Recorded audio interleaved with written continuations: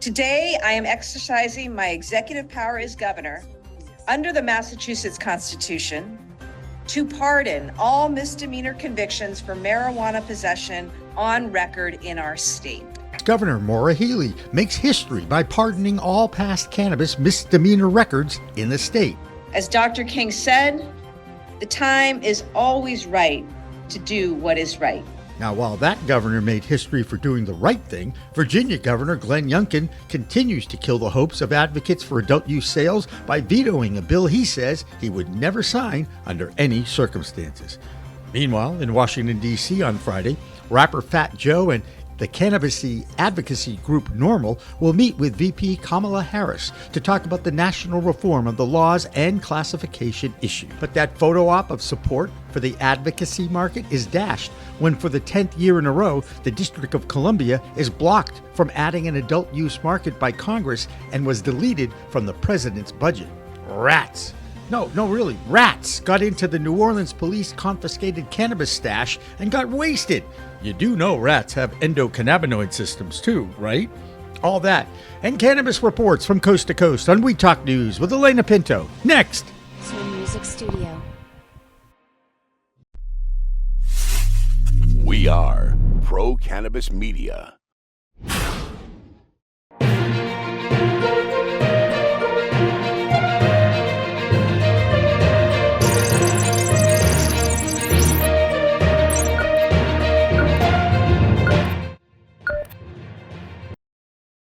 Hi, everyone. Welcome to another edition of Weed Talk News, Pro Cannabis Media's weekly roundup of news items from the cannabis world. I'm Alaina Pinto. PCM was founded in Massachusetts, the first East Coast state to have voters who approved adult use sales of cannabis. That was back in 2016. That was also under Governor Charlie Baker, who was no fan of the plant medicine before he left to lead the NCAA. On Wednesday this week, now Governor Maura Healey used her executive power to pardon past cannabis misdemeanor offenses, something that should have been done years ago. I am exercising my executive power as governor under the Massachusetts Constitution, subject to approval by the Governor's Council, to pardon all misdemeanor convictions for marijuana possession on record in our state. Massachusetts will be the first state to take action since President Biden pardoned federal marijuana convictions and called on governors to follow suit. In fact, we believe that this is the most sweeping cannabis pardon ever proposed by any governor in the United States. The reason we do this is simple. Justice requires it. Massachusetts decriminalized possession for personal use back in 2008, legalized it in 2016. Yet thousands of people are still living with a conviction on their records, a conviction that may be a barrier to jobs, getting housing, even getting an education. As Dr. King said, the time is always right to do what is right. So let's do the right thing now. Surveys show that white, Black, and Latino Americans use cannabis at the same rate. Yet Black and Latino Americans have been more frequently arrested, charged, and convicted of possession. That's unjust. That's wrong. And we need to address that. She certainly did just that this past week. And now, while the governor made sure she mentioned that she was just doing what President Biden urged her to do, the federal government is still stalled on any reform initiative, including their own District of Columbia. DC has a vibrant medical program for cannabis, but 10 years ago, voters approved adult sales. Unfortunately, it won't be able to be implemented without the approval of Congress. For the 10th year in a row, DC's adult use market gets left out of the president's budget. Control on this issue in the District of Columbia was started in 2014 when then Congressman Andy Harris proposed a rider to the passing of Initiative 71. That was the ballot question that legalized cannabis and home grow for adults. Congress does have final decision on the district's annual budget, and for the 10th year in a row has blocked access to any funds to open a market for adult use sales. The state of Virginia was supposed to have a legal market for adults in 2025, but the governor there shut that down this week. And Virginia correspondent Joe Parsons is right on top of it down there in Virginia. I'm Joe Parsons from the Virginia Cannabis Connection with the Virginia Cannabis Report on We Talk News. Starting with the follow-up, one of the three high-profile cannabis bills, HB 833, was vetoed by Governor Youngkin along with 7 other bills to end the session. HB 833 would have prevented the state to use marijuana alone as evidence of abuse or neglect. In response, the governor said the proposed legislation aiming to address a non-existing problem has potential consequences that may expose children to harm, adding, CPS referrals rarely, if ever, involve screening solely based on a parent's legal use of controlled substances or marijuana. Instead, cases typically encompass additional risk factors. The governor added that the blanket exemption further places children at risk by potentially endangering their welfare. Advocates for the bill, such as the Virginia chapter of NORML and Marijuana Justice of Richmond, felt devastated as this bill took years to craft and gain bipartisan support. Both groups and politicians have vowed to continue working for as long as it takes to get it done and to get it done right. The next session begins on April 14th. I'll keep you posted on new details on this and the status of the other 2 bills on the desk this session as they develop. In other Virginia news, we hit a tragic milestone here in the Commonwealth with now over $3.1 billion in black market sales. With our eastern neighbor Tennessee not sharing Virginia's views on legalization and reform, not even a little bit, I thought of Bristol, Virginia. It shares a border with Bristol, Tennessee, literally in the middle of the road, and has embraced a medical market with now 3 dispensaries. So I reached out to the former 2023 mayor and still sitting councilman Neil Osborne for his thoughts on how it was during his time as mayor in a city divided by politics. He was kind enough to give me a phone interview on Tuesday. First, I asked him, since the 2 states were so divided, has there been any issues from the Tennessee side as far as policing and keeping the rules enforced? He said that he's never really seen that was an issue. And even though the 2 states have different ways of thinking, they both have agencies in place to protect the peace and care about the safety of Bristol as a whole, regardless of what side you're in. I then asked him, since Bristol has already embraced the medical market, did he think that if an adopted policy goes in place, would Bristol welcome an adult use market? He said, well, that can only be answered once legislation is passed, that he would be hopeful that a safe and fair marketplace could be established. He was a very forward thinker and spoke out about the safety and regulation being the topmost priority for Bristol. I was impressed at this dedication. Lastly, we discussed Tennessee possibly thinking about putting cannabis back on the 2024 ballot. I asked him if Tennessee does not enact policy and Virginia cannot come to a consensus on cannabis reform, do you think that will create a larger black marketplace and promote trafficking to Tennessee from Virginia? He said that if better policies are not put in place by both sides, then of course bad people will continue to do bad things. And there will be an increased black market, the same as with the illegal trafficking of cigarettes. But he is optimistic that things will only get better through continued legislation. I liked his attitude towards progression, and I appreciate his time in talking with me. Thank you, Councilman Osborne. That's all for this week's Virginia Cannabis Report. Reporting for We Talk News, I'm Joe Parsons from the Virginia Cannabis Connection. Until next time, stay lifted. Now there's one more item to share before we leave the DC area. According to the Wall Street Journal, officials at the DEA are flexing their muscles by reminding the world that they will be the final word on whether and when cannabis moves off Schedule 1. Senators, House reps, and the Health and Human Services have all asked the DEA to hasten their decision, but the DEA is holding firm on making that decision, and they are taking their own sweet time. It was 2015 when Oregon legalized adult use sales of cannabis, but it has not been smooth sailing. Now that state is finally making changes to its licensing process. And here is Marianne Kersagi with the details. I'm Marianne from Alibi with this week's Oregon Cannabis Report for Weed Talk News. Big changes here in Oregon. The Oregon legislature passed House Bill 4121, which changes a number of items related to the cannabis industry.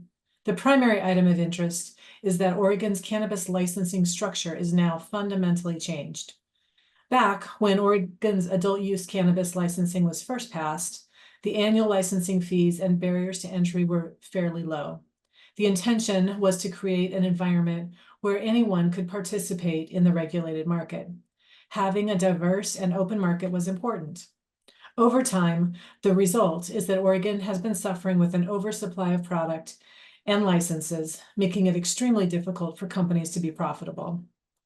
As an example, Illinois has approximately 22 cultivation licenses for a population of over 12 million.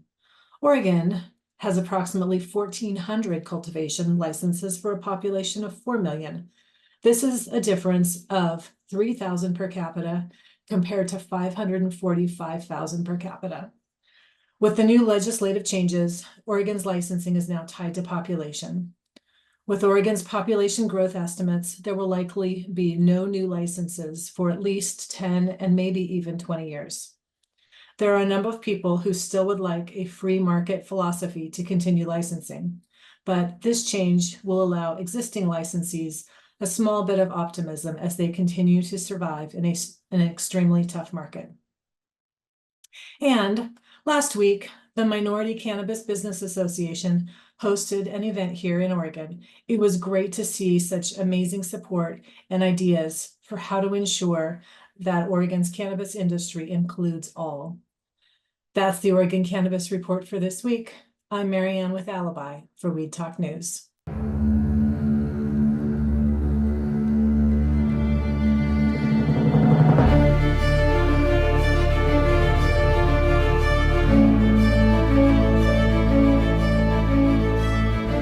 What if we're right? What if all of a sudden they discovered that there is medical use for marijuana and that it is good for you and it's better than alcohol and it's better than opioids and it helps your health? What if we're right? What if they find that out? Specific cannabinoids have medical value. These are facts. I'm here today in hopes to assist in removing the demonized stigma of cannabis and the perception that cannabis is just about getting high. The true base of this plant has to be known. I don't think anybody should ever go to jail for cannabis. Get some medicine, and everybody should have access to it. This is something which, at the very, very least, is the key to alleviating suffering and extending life for millions of human beings. Right? For returning some kind of balance to our society, and quite possibly of restoring our planet's natural balance as well.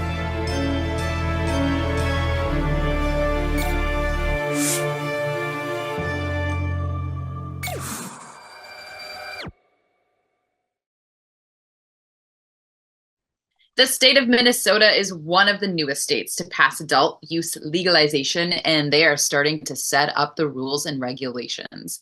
That state is discussing if the state itself should oversee the new industry or at least the testing process of product. And this week they changed their regulations on hemp flower. After a random test of a hemp products bought in that state, the results were alarming, with over 29% THC, the intoxicating chemical that gets you high, plus 1.1% of Delta-9 THC, and that is 3 times over the legal limit for hemp. Once again, hot hemp is forcing lawmakers to implement more stringent testing procedures. It's been 1 year since Connecticut launched its legal adult use sales, and like so many others before them, the act of gifting flower product as a bonus to buying other merchandise is in full swing, but not for long, as Angie Seifert tells us in her Connecticut report. I'm Angie Seifert with Skip Intro Advisors with the Connecticut Cannabis Report for Weed Talk News. Connecticut Attorney General sent a cease and desist letter to organizers of a gifting party called High Bazaar as part of his office's ongoing crackdown on unlicensed cannabis sellers. What is High Bazaar, you may ask? For $20 a ticket, attendees gain entry to buy cannabis accessories or other items and receive cannabis gifts on the side in an attempt to skirt the laws requiring sellers to have a license. Meanwhile, this event has been outlawed since 2022. We'll leave you with this. The AG has 3 pending enforcement actions and has secured judgments against 4 additional Connecticut retailers for selling Delta 8. The founders think they found a loophole, but now let's see if they oblige to the AG. Next, let's celebrate 1 year since adult use has hit the shelf. Some say the rollout has been a success. Critics argue that the overregulation has prevented the industry from growing as much as it may have. Further, tax revenue is lower than initially expected. Overregulation includes Connecticut shooting down a proposal done by a social equity licensee holder due to potential parking issues that have been being discussed for the past 6 months. Other issues are the lack of products and product diversity on shelf. Flour, as we all know, the #1 selling item, well, that isn't available every day. Yet, you will always find vapes and medical products on the shelf. Maybe I'm an optimist, but I do think it's part of the growing process. I'm Angie Seifert from the Skip Intro Advisors with the Connecticut Cannabis Report for Weed Talk News. Earlier on the show, we told you about the Massachusetts Governor Maura Healey, who is pardoning all past cannabis misdemeanor offenses. For MSO MaryMed, based in the Bay State, expansion plans have been delayed because of supply chain issues for equipment and other supplies needed to build. MaryMed was hoping to have grow houses up and running by now, but those delays ended any hopes to open in Ohio, Illinois, and Maryland. These delays ended up costing MaryMed a $16 million net loss last year alone. The next weekend, Massachusetts will play host to one of the oldest continuous cannabis trade shows on the weekend of March 22nd and 23rd. It's the New England Cannabis Convention at the Heinz Auditorium. And this year they are celebrating their 10th year. Marc Shepard is the founder and CEO of NECANN, and PCM founder Jimmy Young talked with Marc about the challenges of putting on trade shows in this industry. He seems to have the formula right. Here's Jimmy. Thanks, Alaina. I'm PCM founder Jimmy Young, and this week on our one-on-one during Weed Talk News, we're talking with Marc Shepard. He's the grand poobah, if you will, the CEO, the president, the man who makes all the decisions for the New England Cannabis Convention in Boston next weekend, or the weekend of March 22nd and 23rd, so we don't date everything that I do that is recorded. Marc, thank you so much for joining us, and congratulations on the 10th annual. Thanks so much, Jimmy. Great to be here as always. And yeah, time flies. It's just one note on the 10th annual. It's a funny thing because people saying, was it really 10th annual because of COVID?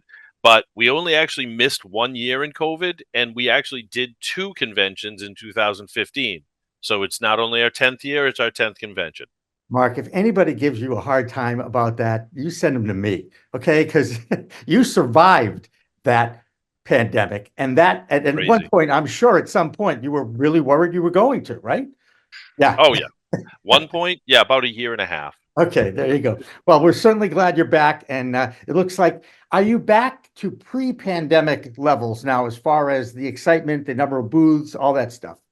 We actually, when we came back fully in 2022, that was our biggest show ever. It was bigger last year, and we have more booths. We're actually in a 3rd hall, and ticket sales are healthily ahead of last year's pace. So you want to give a quick pitch on something that perhaps we didn't cover that you're excited about? Yeah, I mean, overall, this show is going to have a different feel because it has the upstairs. You open up a giant new hall. You obviously can't fill it. There's not 300 more booths to put in. So we've moved we've put 3 hard wall programming rooms upstairs so that people will be going upstairs to do programming. We inserted a huge attendee lounge area. I'm sure, Jimmy, you've joined. You're among the people that have looked around years. Say there's no place to sit down here. So now we've got all the concessions, and then a complimentary coffee and water area, and a big area for people to sit, network, do deals, relax, take it easy for a few minutes. That'll be terrific. We also inserted a big award stage up there for the NECANN Cup. So this is our biggest year ever for the Cup. We've made new huge cups and trophies for that. We'll be announcing those on the stage. And we also partnered with Green Market Report this year. They're doing an all-day finance summit, which is a separate ticket. You have to come to NECANN, but then you can buy a ticket. They have sessions running all day. You can do some of them, all of them. It includes a served lunch. It has cocktail hour at the end. And yeah, so it's going to be crazy. We also have behind me that picture there that I have up. That's our 10th anniversary magazine cover. Rather than just doing a show guide, we partnered with Talking Joints Memo, and we're actually filling that book with tons of relevant cannabis content for New England, Massachusetts, the history, the future, interviews, history of NECANN, and a little comic book tribute on the cover, because I'm a comic book nerd, and no one else will understand that cover, but that's for me. Hey, wait a moment. I remember comic books when they were 12 cents. Okay. Yeah, I've got a couple of those right here. Just a reminder that the entire interview with Marc Shepard and Jimmy Young will be on the procannabismedia.com website and released on Monday on our YouTube channel and LinkedIn pages.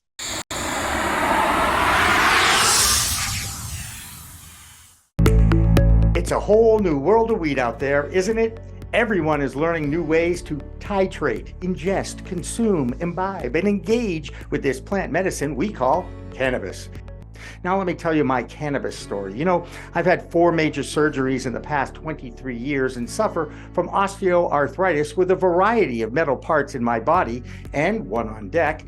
Now, thanks to those chronic pain issues, I've been a medical patient in Massachusetts for almost 10 years now. I remember my first trip to a dispensary just outside of Boston, and I told the bud tender I didn't want to smoke it anymore, so I tried edibles, then tinctures, then vaping, and now, if I'm going to smoke, I only use the Weegits filtration system. What? The Weegits.com, Weegits, that's weed, W-E-E-D, G-E-T-S.com, is where you'll find the planet's coolest product that cools the smoke from everyone's favorite flower. Now, the guy that started this was a pretty good medical device manufacturer, and he created this maze pipe that cools the smoking process from 1300 degrees Fahrenheit upon inflammation down to just 90 degrees when it reaches your mouth. That's right, 1300 down to 90. That's why this maze pipe is amazing. Now, add in the code of PCMTV and you get 15% off. So just go to Weegits.com and check out the best way to enjoy a cooler smoke with less coughing and hacking and more peace of mind.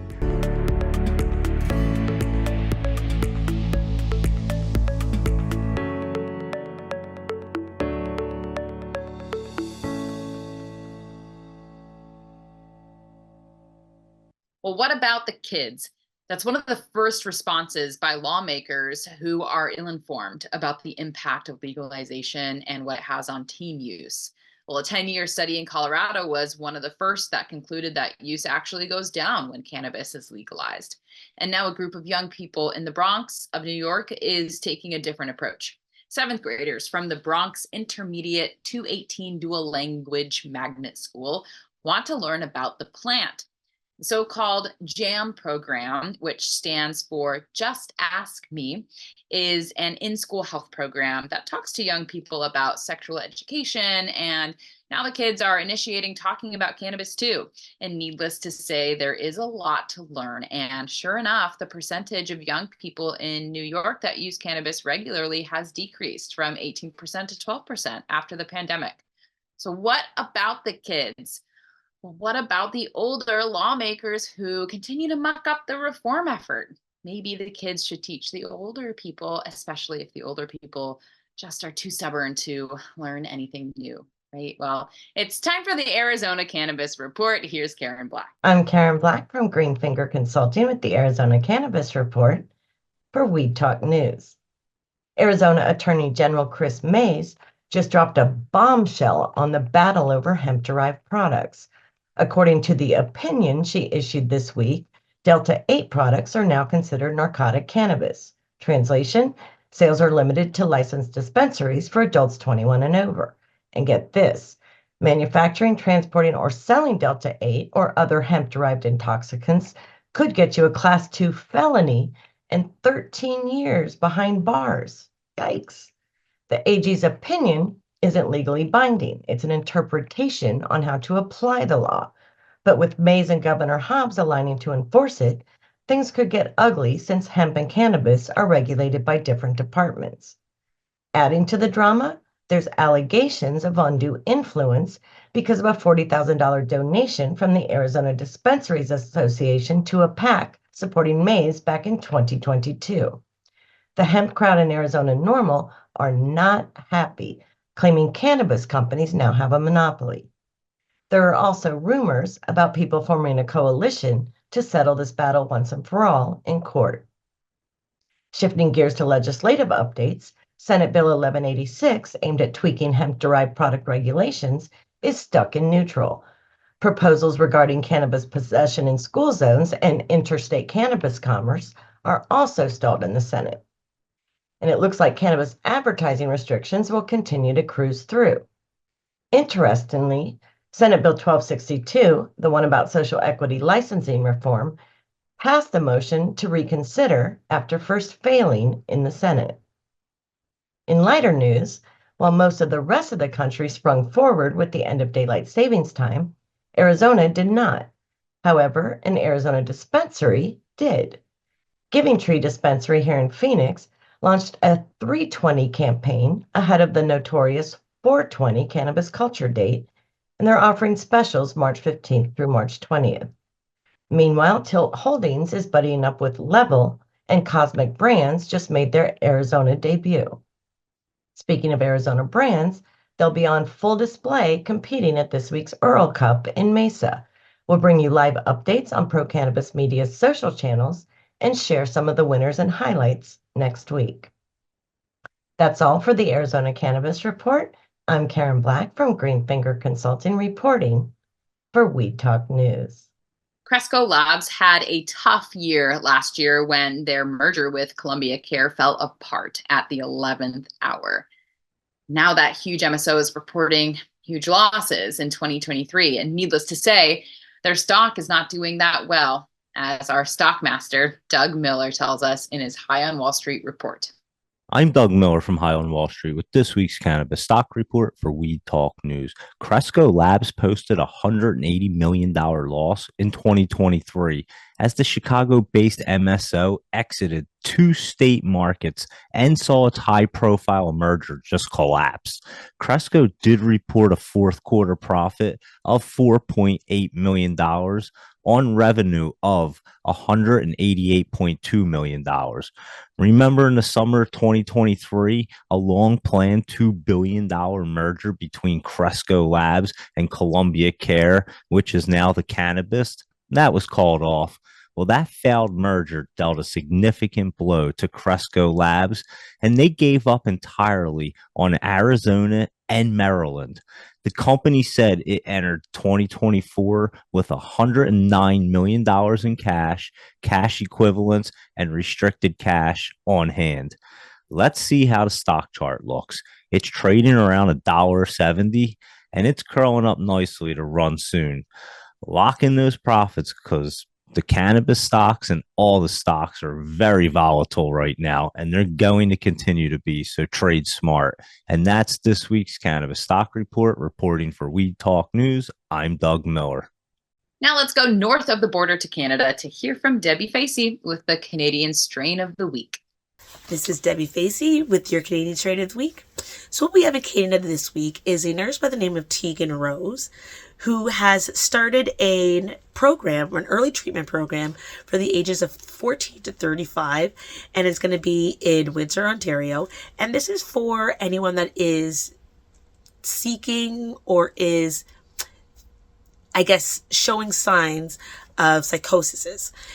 And that is going to be based on cannabis usage. We have been seeing a rise in psychosis measures, especially due to the fact of the excessive use of cannabis. And this is something that we hope to be able to tackle before it becomes too severe. And that is going to be held in Windsor within the Youth Wellness Hub. Next, what we have is the merger of the Aquadalitas and the Canary Limited in the in the UK is going to be emerging and creating a alliance here and in the UK. This is going to be great for not only Canada, but for the UK and everywhere else because it just shows that we are expanding. Last but not least, what we have is the beverage Molo, which has come out with a CBG and a THC ratio drink.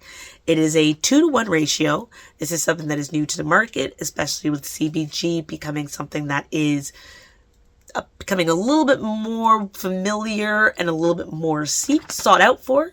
Molo has done well with their beverages, especially when it comes to creating ones that are very similar to tasting of beer and their root beer. This is Debbie Facey with the Canadian Strain This Week with We Talk News. Peace.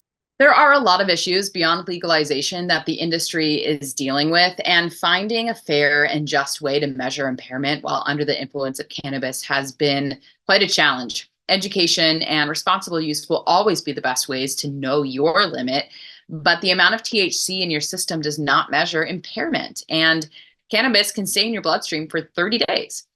Many medicinal users have a large tolerance too for the plant medicines, and so every person's metabolism is just different. Some can handle 100 milligrams and some can't. In fact, most can't.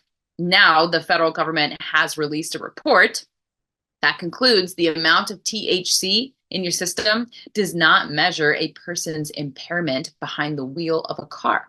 A researcher for the Justice Department shared the results of their latest research that getting away from percentage or amount is not an indication of impairment. And that's according to Francis Scott, a DOJ scientist who conducted the research. This is another example of why alcohol is more dangerous than cannabis, and you will not be able to measure impairment by the amount of THC in your system. But there was a huge cannabis bust in Michigan this past week, and our Michigan reporter, Amy Carter, has more in her weekly report. I'm Amy Carter from Michigan Weedsters with this week's Weed Talk News. Michigan State Police recently busted what it said could be one of the largest illegal cannabis operations in state history. According to Cranes Detroit, MSP said it seized over 6,000 cannabis plants and over 700 pounds of cannabis flower. The agency estimated that the seized cannabis had a legal market value of more than $1 million. The illegal cannabis tested from the bust, which was located in Livonia, Michigan, tested positive for banned pesticides as well as heavy metals and molds.